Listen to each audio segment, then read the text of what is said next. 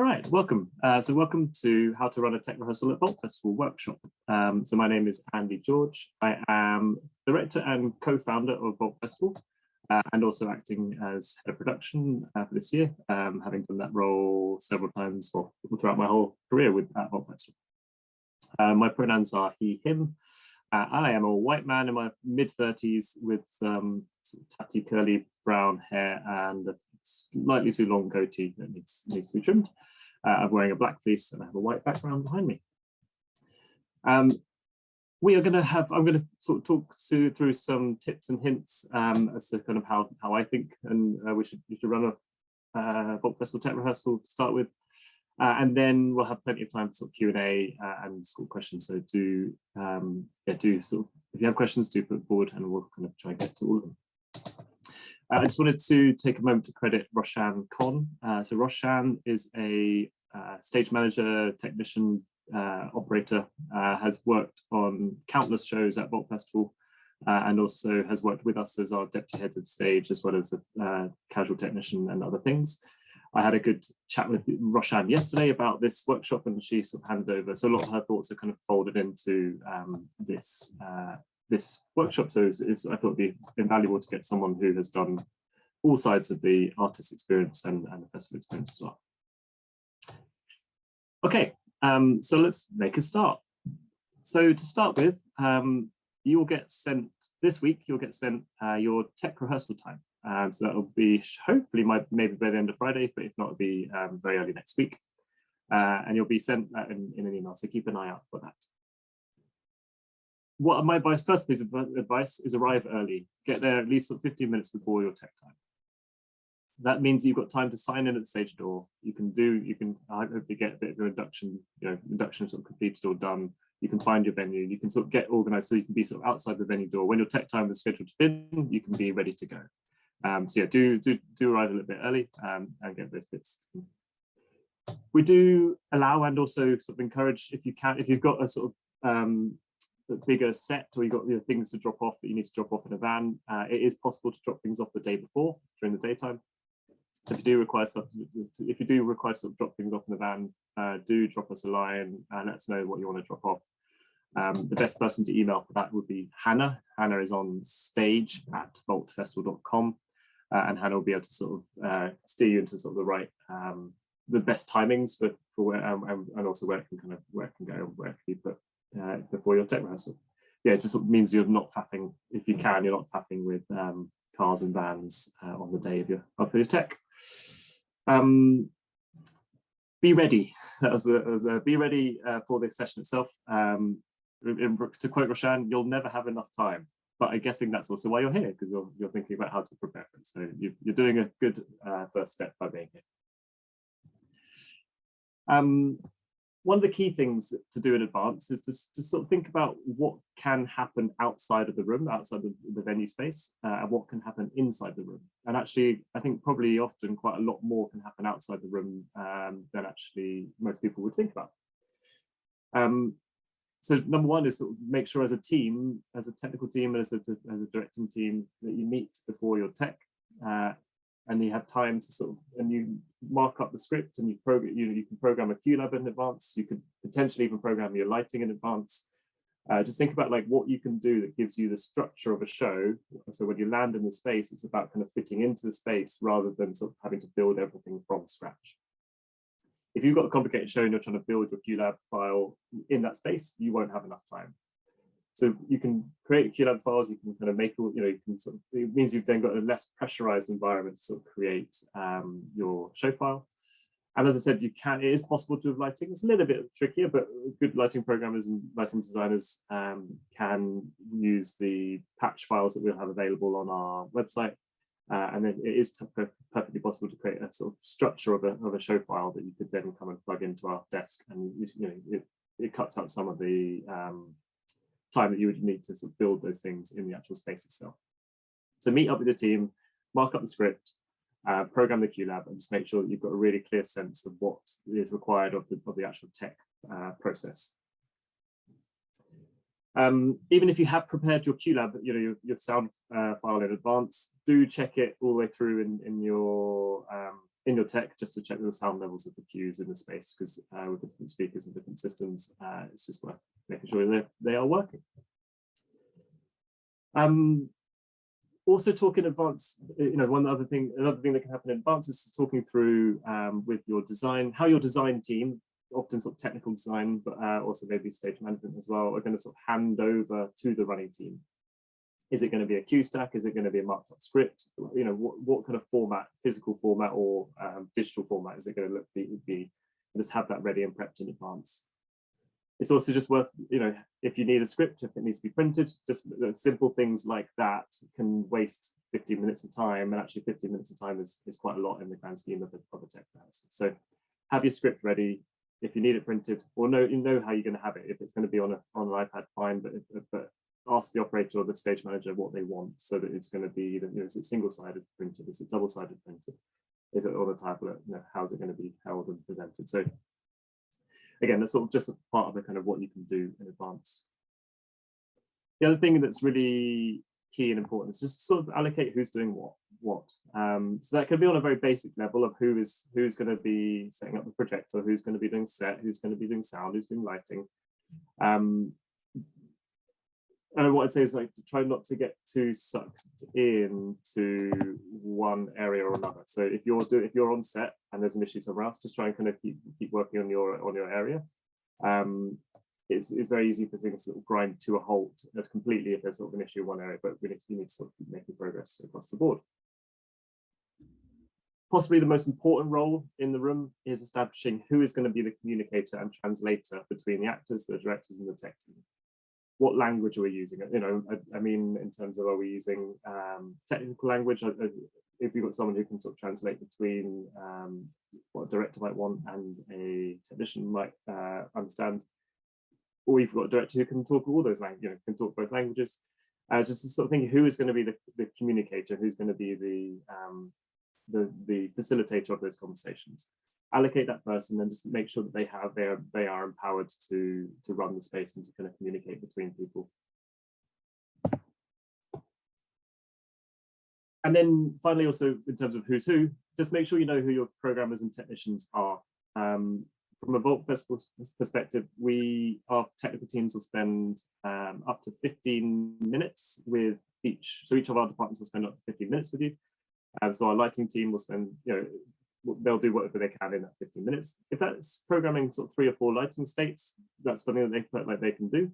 But if you need someone that's going to be there for the whole of your tech time, just make sure you know who's going to be actually kind of converting your show into the lighting console, which can then kind of be your show file. Same goes for sound, same goes for video. If you do need someone to be there sort of dedicated and sort of sat with you, you've got a choice. So we deliberately give artists a choice, and you can either bring someone with you to do it, someone, a technician or someone that or stage manager that has those skills as well. Or you can also book casual technicians through us. So we have a pool of casual technicians that we will be able to sort of assign to shows depending on what the show's requirements are. You can book those people through Eventron.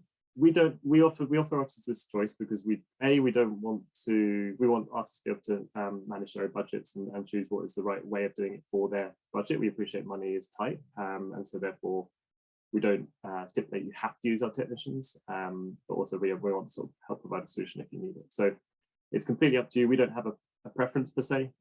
It depends what you need and what your show needs as well.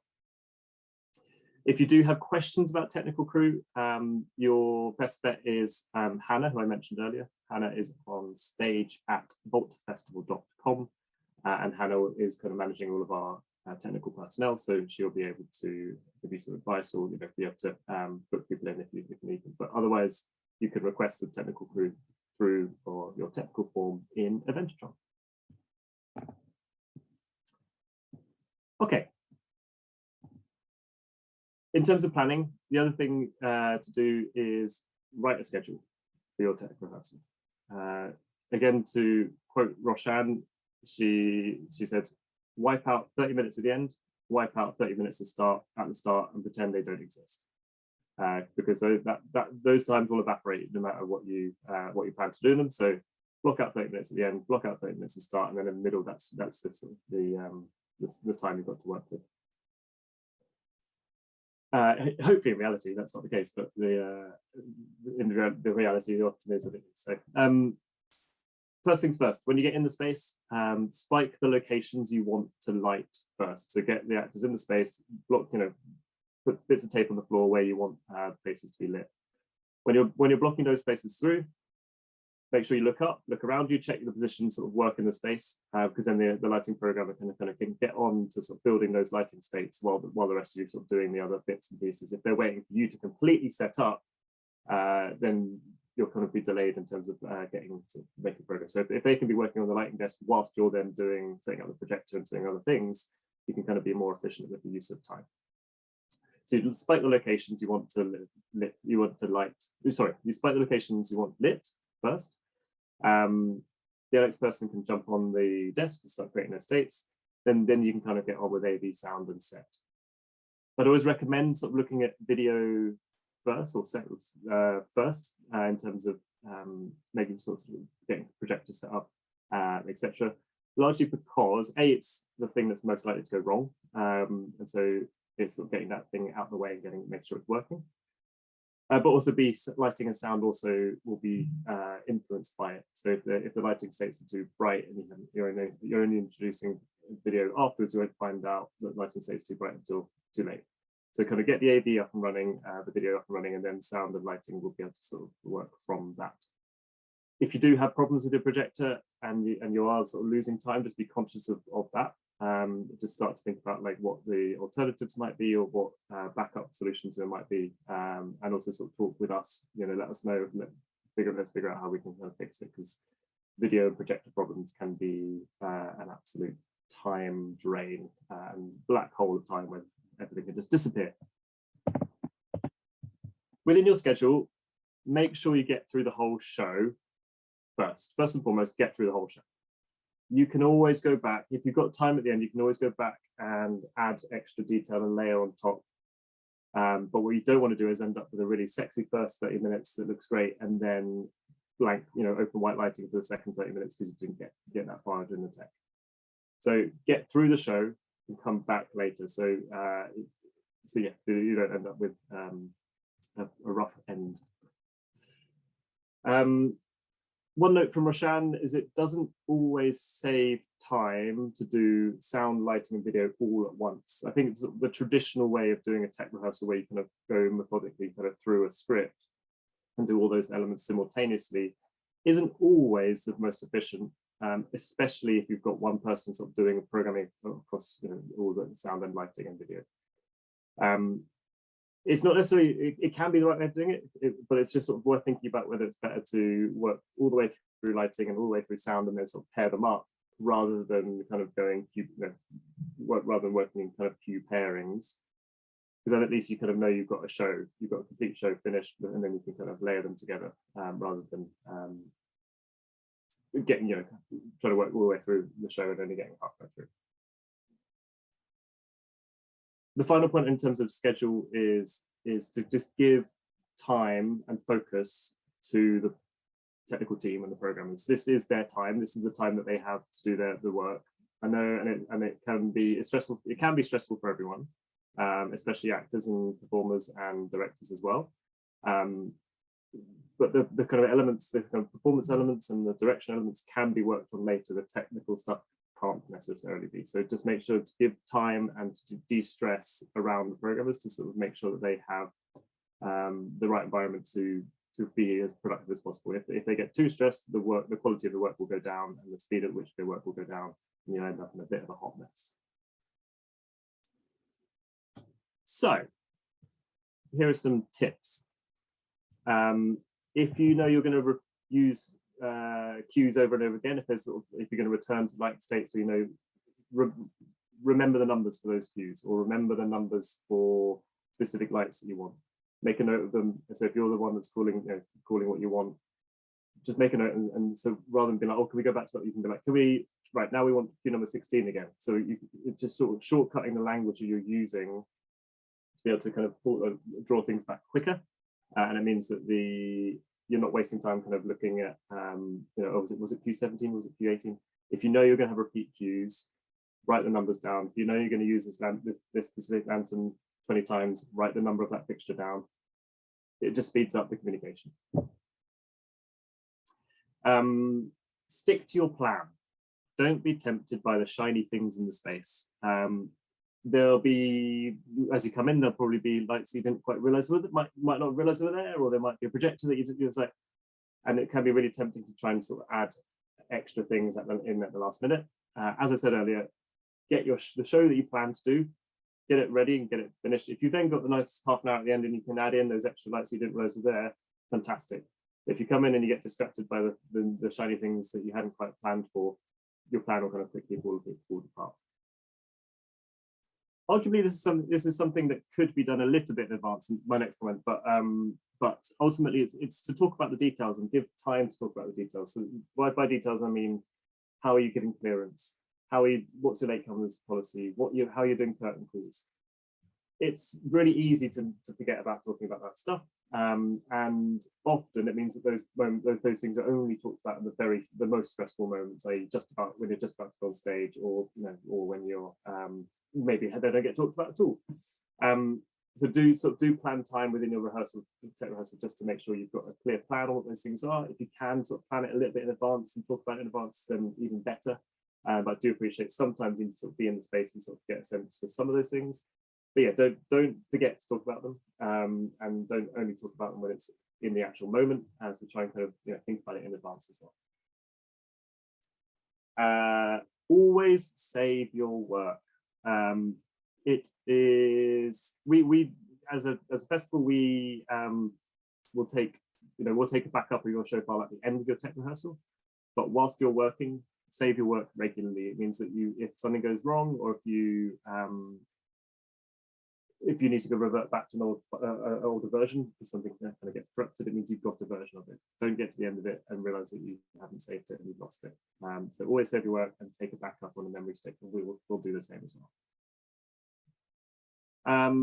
There are sort of a couple of things you'll probably need. So if you're an operator or stage manager or a director, you probably will need an extension cable, or you probably need a memory stick to make a backup, or you probably need a folder for your script. Again, just sort of having those things to hand as you kind of, so when you go into the space, will just sort of help make it smooth thereafter. So you're not losing 10 minutes sort of going and asking for an extension cable when you've got, you're going to need one. So if you've got one at home, bring it, and then you can take it home with you afterwards. If you are loading in from a car or a van on the day of your tech, just have a little plan for where you're going to park it. Parking in central London is not very good. There is a car park on the end of Leek Street, so the York Road end of Leek Street. There's a car park, paid parking there, which is the closest, but there's also a funky one-way, I'm not even going to call it one-way system, because I don't think there's any logic to it. There are one-way streets around the area that just mean that a 2-minute drive actually takes 10 or 15 minutes. So just make sure you're leaving enough time and you know where you're going to park your car or your van, so that you're not losing 20 minutes of your technician not being in the rehearsal because they're off parking the van somewhere. The final tip is also just to give a thought about your get out. I know this is very much about your tech rehearsal, but it is also just giving half a thought about your get out. What's going to happen with your stuff? Where is it going to go when you're collecting it? We do. Artists can leave their stuff overnight if they need to, or it can also be loaded out the same night. If it's being loaded out the same night, we just need to make sure it's being done safely, especially if we're open to the public, and especially if the things need to be sort of carried through public areas. So do just give a thought about like what you'll need to load out, and if you do need to collect it the next day, that's fine. Just make sure it's all labeled up and packed away tidily so that we know that it's yours. And then you can come back the next morning from 10 o'clock to sort of collect it then. So yeah, so just think about it as particularly one of our main civic cornerstones is sustainability. So from a sustainability perspective, it is good to just think about what's going to happen with your set and props after the show, so it doesn't just get thrown away and end up in the bin, because there's many more uses it could have.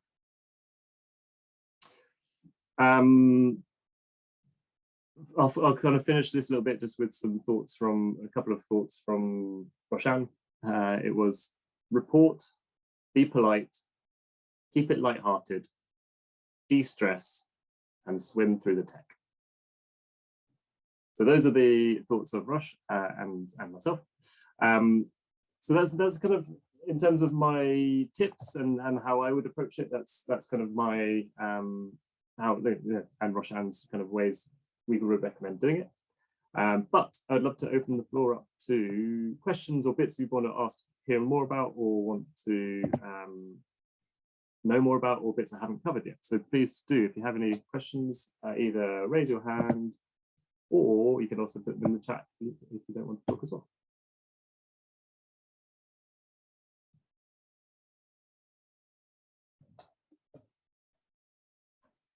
Okay, we have a question which is, how long is a tech rehearsal? That's a good question. It does, the reason I haven't talked about it is it's slightly dependent on each venue, and so it can range. Some of the work in progress spaces, the spaces at Glitch and Bolter Towers, the tech is literally 15 minutes before, between shows. But in some of the bigger venues, it could be up to sort of 4 hours. So it is very much sort of dependent on the venue that you're in, and also the sort of the nature of the shows in those spaces. I'd say the average is going to be sort of between 2 to 3 hours. I've got another question, which is it possible to have 4 very heavy civic cornerstones shipped in for my sets like this? I guess that's a joke, but let me know if that's not. No, I'm just delighted by the term civic cornerstone. Brilliant, man. I don't know, I haven't got my own, but if you've got any, chuck them into the package, man. I'd love them. Nice. Well, if it helps, our civic cornerstones are sustainability, accessibility, and inclusivity. So those are the things that kind of we try and strive to better. And I saw Billy, you had a question. Yeah, I was just wondering, and this has come from me just not knowing anything about Apple. It's that because I haven't got an Apple Mac or whatever. When you're saying like saving the QLab file, is that onto a computer that you have at the venue? Yes. So yeah. Nearly all of our venues, apart from the Glitch and Bolter Towers, come with a Apple computer, sort of as part of the sound setup. So that would be, sometimes it's a MacBook, other times it's a Mac Mini, and that will have QLab 4 preloaded onto it, a licensed version of QLab 4. So you can use that, and you can work on that. It's still worth taking a USB, getting a USB and stick and taking a copy of your show file with you, just so you've got a copy, we've got a copy, you've got a copy, everyone's happy. But ultimately, it will also sort of sit on the Mac itself for the show as well. You can hire QLab for, I think you can even hire it per day potentially, and it's not that expensive. I think it's something like 3 or 4 quid per day or something like that. It's been a year or two since I heard it, so I can't quite remember. But like, if you wanted to hire it a little bit, if you wanted to hire it in advance to work on your show file and kind of build your QLab in advance, that would be possible. It is only compatible with Mac, and you would have to sort of download it and get the license, get a temporary sort of short-term license. But there are ways you can kind of work on it even if you don't have a fully licensed version of QLab all the time, because it is expensive if you're going to buy it. Thanks. Charlie, I'm going to come to you, and then I'll come to Johnny, your question in the chat in a moment. Thanks, Andy. Hi. It's a couple of questions that are related. Just wanted to double check that we're probably going to sort of plan all of the tech for the show on our own company Mac and then bring that and plug it in. Just wanted to double check that that's valid and that will work. That's fine, yeah. So we can replug our Mac, and we can reroute the sound system to your Mac instead.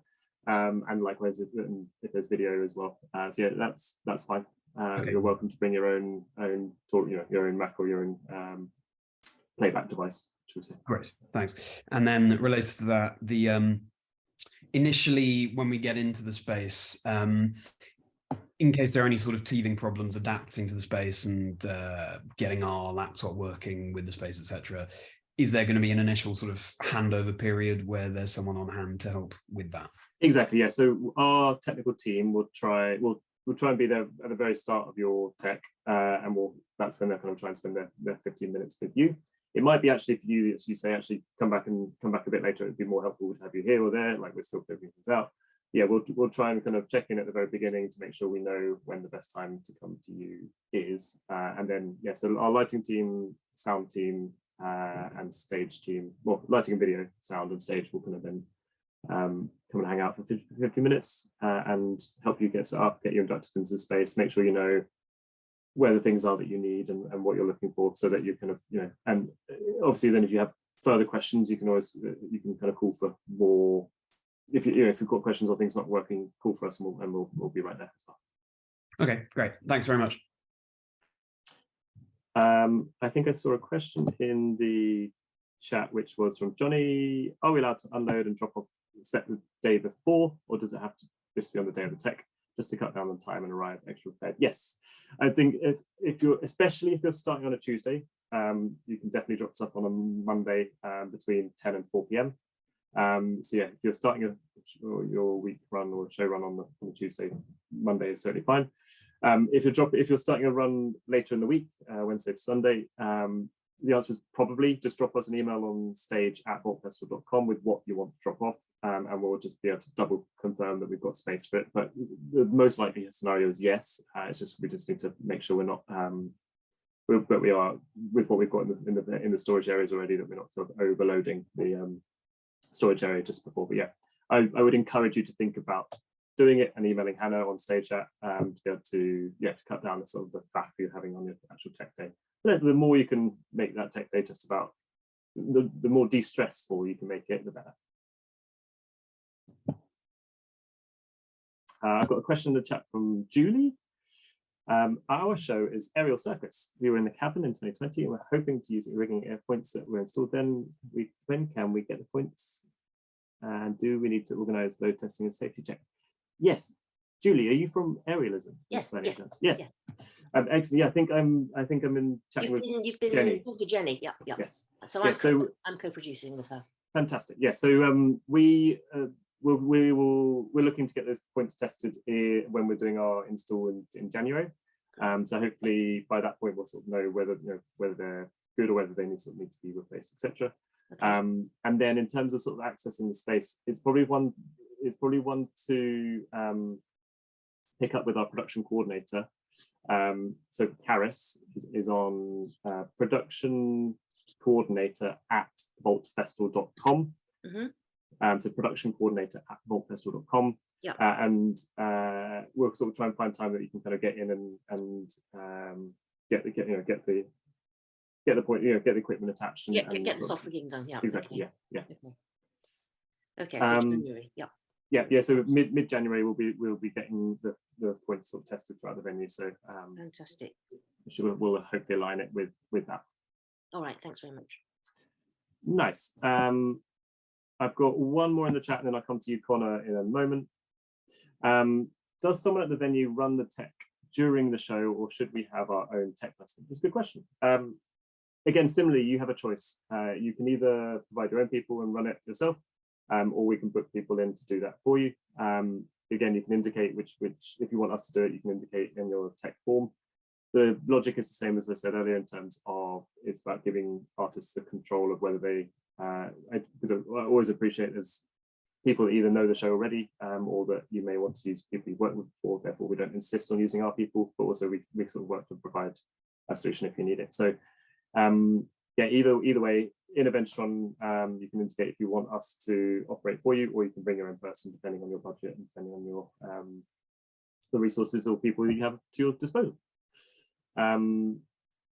Yes, I will put I'll put the email addresses in. So Hannah is stage@vaultfestival.com. So Hannah is good for technical crew, but also in terms of dropping off a set, and also things like kind of related to your get out. And the other email I just mentioned was production coordinator at vaultfestival.com. Is Karis.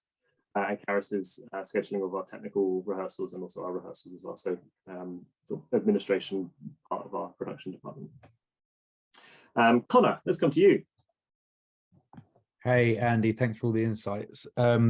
Yeah, I think, sorry if this has already been covered off, it's probably already been covered off in some material somewhere, and I probably read the wrong material and now I've got it stuck in my head, and it probably doesn't relate to me at all. So our play is at the Crescent, and we're running from the 14th to the 17th of March.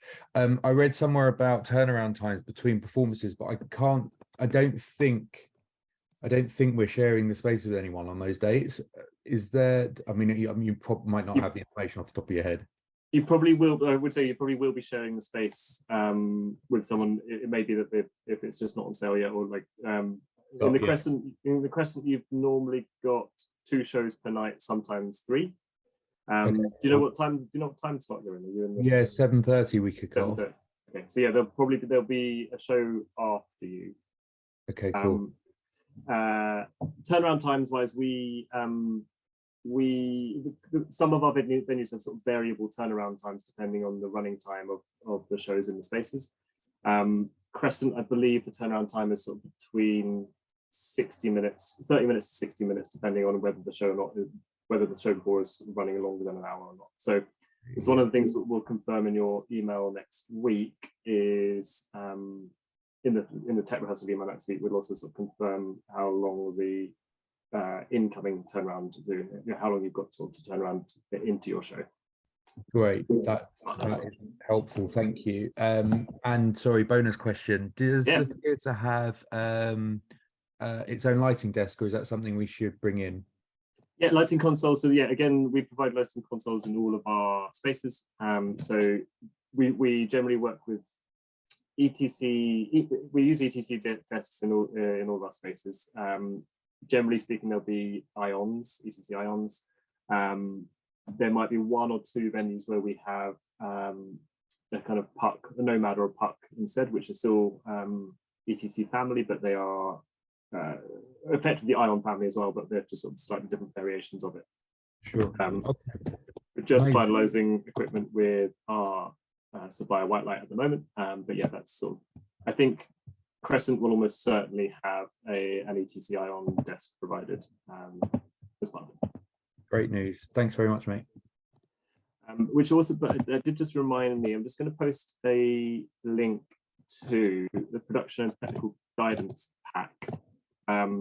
This is a artist-facing document that we have available on our website on the resources page, and it does have some super useful, well, I wrote it because it's all the things I would like to know if I was taking a show to a festival, so it's hopefully useful.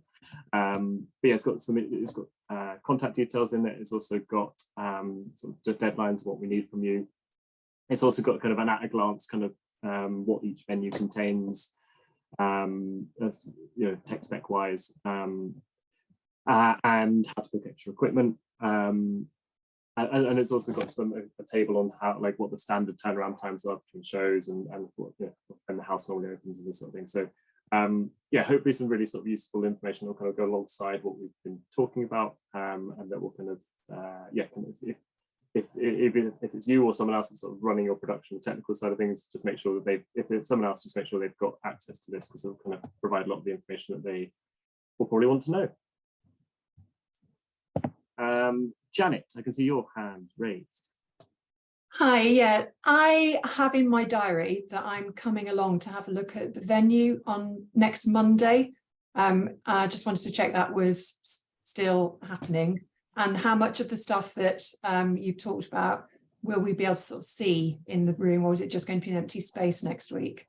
It will be more the latter. It will be more of an empty space, but I use empty space in that it's currently got other things in it for the Waltzes show. So, for example, if you're in the cage, there's currently a cloakroom set up in the cage, but it's still a chance to see what the space is like, and we can talk through, you know, how the space translates into sort of reality. So there is a very much a you do have to use your imagination to sort of see, you know, get a sense of the spaces at the vaults, but it is still useful to come down to meet us, but also kind of get a sense of the space itself, even if it doesn't look identically to, or doesn't look anything like it will during the festival. But yes, it is happening next Monday. The sessions are between I think it's 4:30 to 5:30, and then 6 till 7:30, I think. And so you can book those on via Eventstron again. I think it's the Artists Opportunities tab.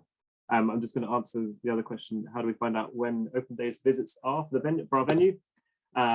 In the production guidance pack. So the pack I just linked, there is a section. Where is it? It's on page 6, and lists the kind of when the technical and open days are taking place. But they also are in Eventstron as well. So you can kind of sign up via Eventstron, or you can, but you can also see them in the production guidance pack. If you are coming on Monday, the only thing, if you only want to view the Crescent, just make sure to come before 6:45 or like 6:45 at the latest, just because there is a show that's happening in the Crescent in the evening, which means we sort of have to be out in space by 7:15, I think. Julie. Mute. Sorry, me again. Just quickly, I'm currently booked for the Monday open day 6 to 7:30. Can I come at 4:30 instead? Yes. Yeah, just that's fine. Yeah, just drop if you drop Karis an email, so production coordinator. Okay. Yeah, I didn't know who the contact was. Okay. Yeah, that's fine. Brilliant.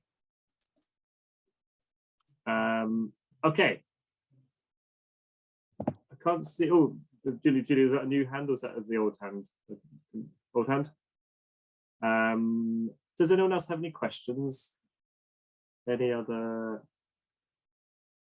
Oh, one more just come through the chat, maybe.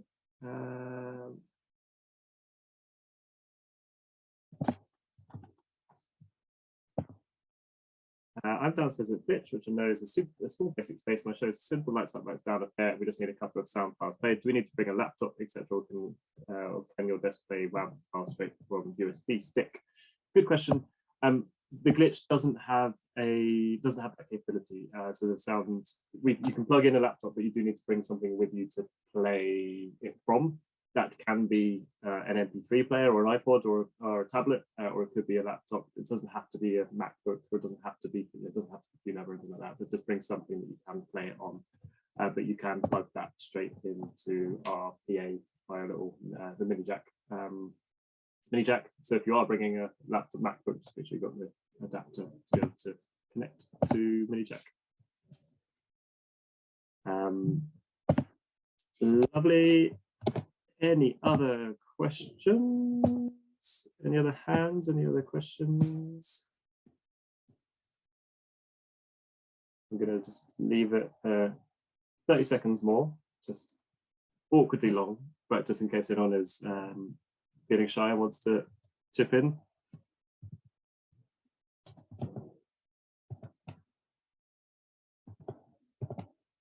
Okay, I'm going to start to sort of wrap up. If you do have questions, please feel free to chip in. But anyway, so wrapping up.